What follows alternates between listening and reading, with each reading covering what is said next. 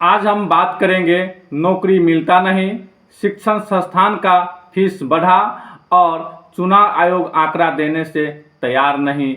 जाने पूरा मामला क्या है। मैं ऋषिकेश कुमार, अधिवक्ता। आप सभी भी व्यूअरों को नमस्कार।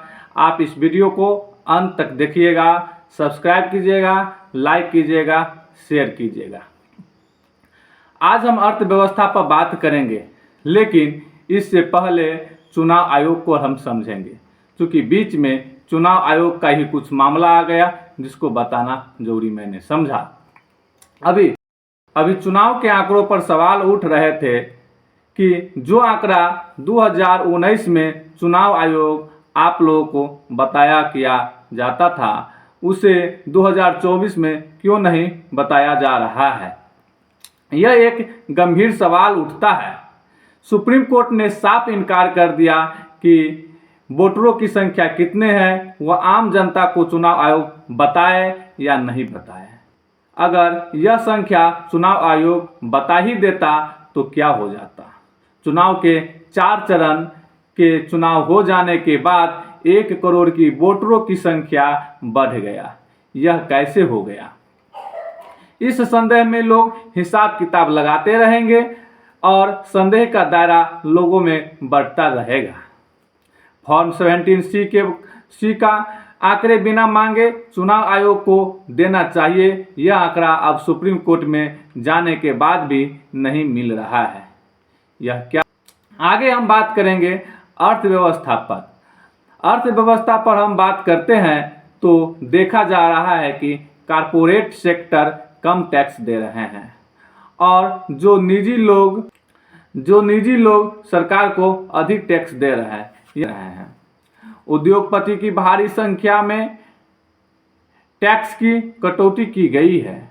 उद्योगपतियों को भारी संख्या में टैक्स की कटौती की गई है, जिससे उद्योगपति को फायदा पहुंचा है। राहुल गांधी बार बार यही बात दोहरा रहे हैं कि पिछले 10 सालों में केवल 22 कारपोरेट घरानों को फायदा पहुंचाया गया है और उसे अरबपति बनाया गया है। उन्होंने बताया कि 16 लाख करोड़ रुपया इन 22 कारपोरेट घरानों को कर्जा माफ किया गया है और आम जनता का कुछ नहीं माफ किया गया है। 22 लोगों के लिए इन्होंने काम किया। हिंदुस्तान का धन लेकर इन्होंने 22 लोगों को जेब में डाला। अदानी, अंबानी, इन लोगों के जेब में। भाइयों और बहनों, नरेंद्र मोदी ने 16 लाख करोड़ रुपए 22 लोगों का कर्जा माफ किया है। उन्होंने 22 अरबपति बनाए। अब हम करोड़ों लाखपति बनाने जा रहे हैं। नरेंद्र मोदी जी ने अरबपतियों को ये पैसा दिया। हम अब हिंदुस्तान के किसानों को, मजदूरों को, बेरोजगार युवाओं को और सबसे गरीब परिवारों को ये पैसा देने जा रहे हैं। 8,000। चलिए आगे देखते हैं अमीर और गरीब में अंतर इस 10 वर्षों में कितना बढ़ गया है। आप आंकड़ों से देख सकते हैं और आप कहते हैं कि 6 करोड़, यानी मोदी सरकार या मोदी जी कहते हैं कि 6 करोड़ नौकरियां दी गई है, तो फिर आप कैसे कहते हैं कि 80 करोड़ जनता को मुफ्त अनाज दे रहे हैं। EPFO के आंकड़ों से पता चलता है कि ऐसी नौकरियां घट गई है जिसमें PF कटता है, जिसे संगठित क्षेत्र का नौकरी कहते हैं। असंगठित क्षेत्र में तो कुछ काम मिल जाता है, लेकिन यहाँ कम वेतन और कम श्रमिक या मजदूरी का भार झेलना पड़ रहा है। आगे हम देखते हैं संतोष मेहरोत्रा अर्थशास्त्री का कहना है कि 2018 में हर 2 घंटा में 3 बेरोजगार युवक ने अपने जीवन को समाप्त किया है और 2022 में हर घंटे में 2 लोग अपना जीवन समाप्त कर लिया है। यह आंकड़ा राष्ट्रीय अपराध प्रसारण ब्यूरो का है। प्रधानमंत्री जी का दावा ज़रूर हो सकता है कि उन्होंने 6 साल में 6 करोड़ रोज़गार पैदा किया, मगर असलियत ये है कि इसका मतलब ये हुआ कि एक साल में 1 करोड़ रोजगार पैदा हो रहा था। उनका वादा तो ये था तो कि वो एक साल में 2 करोड़ रोजगार पैदा करने वाले हैं, यानी कि अभी तक 10 साल में 20 करोड़ नहीं 20 करोड़ रोजगार पैदा हो जाना चाहिए, तो उसके तो आसपास भी नहीं है अपने ही कथन के हिसाब से। केवल 6 करोड़ 6 साल में हुआ है, पहली बात।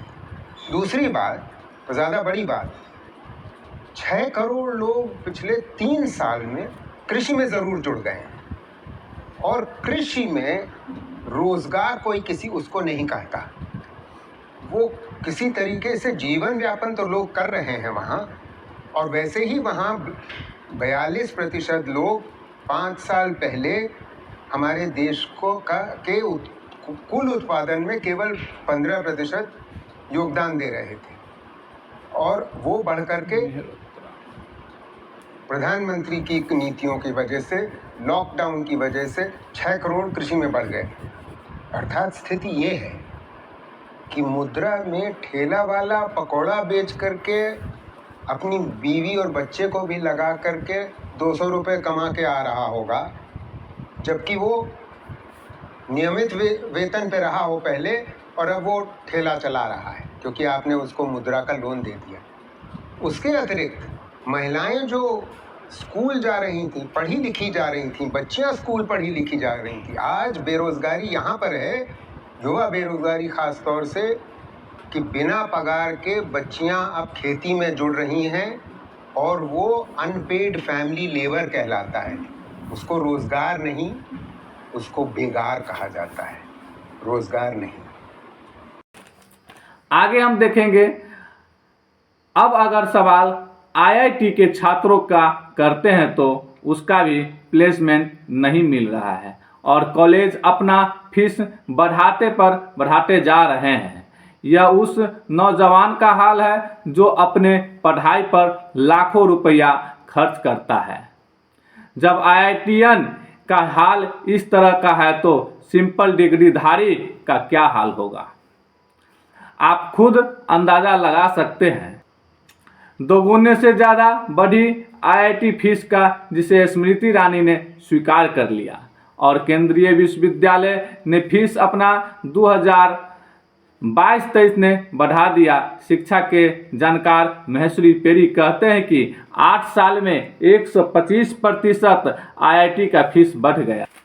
प्रधानमंत्री कहते हैं कि 6 करोड़ नौकरियां दिए हैं, जो वाजिब सी बात है कि जब नौकरियां दी गई है तो उपभोगों में बढ़ोतरी होती और उसका असर मार्केट में दिखता, लेकिन ऐसा कुछ नहीं है। दोपहिया वाहन की बिक्री पर अगर हम बात करते हैं तो 2018-19 के स्तर पर नहीं पहुंची है अभी तक। 2018-19 में 21 मिलियन से अधिक दोपहिया वाहन की बिक्री हुई थी, और 23-24 में करीब 14 मिलियन वाहन की बिक्री हुई है। यानी लोग इतना कम कमा रहे हैं कि नौकरी पाने के बाद भी बाइक नहीं खरीद पा रहे हैं। आगे हम बात करते हैं। अभी जो स्थिति है उसमें कम बचत के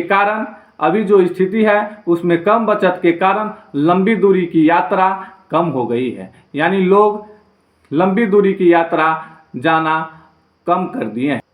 लोगों को मनरेगा की तरफ झुकाव हुआ है। मनरेगा में करीब 2022-23 के मुकाबले 2023-24 में 10 करोड़ से बढ़कर 305 करोड़ से अधिक मजदूरों की संख्या हो गई है। आपकी कमाई और बचत पर बात करते हैं तो 2014-19 में 5 साल की तुलना में 2019-24 के 5 साल से की करते हैं तो मुद्रास्फीति औसत दर 4.2% से बढ़कर 5.7% हो गई है, और खाद्य मुद्रास्फीति 3.3 से बढ़कर 6.9 हो गई है।